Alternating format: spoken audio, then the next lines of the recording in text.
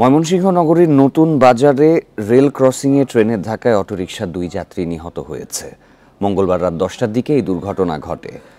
বিকাশে কম খরচে ক্যাশ আউটের লিমিট বেড়ে 50,000, প্রিয় এজেন্টও 2টা।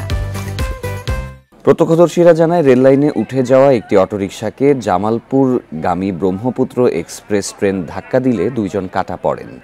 দুর্ঘটনার পর ট্রেনটি আটকা পড়ায় জামালপুর ময়মনসিংহ রুটে ট্রেন চলাচল সাময়িক বন্ধ থাকে। পরে ট্রেন চলাচল স্বাভাবিক হয়। ট্রেনটি রেল ক্রসিংয়ের কাছাকাছি চলে এলেও সেখানে গেট ফালানো ছিল না। দুর্ঘটনার পর তড়িঘড়ি করে গেট ফালানো হয় বলে জানায় প্রত্যক্ষদর্শীরা।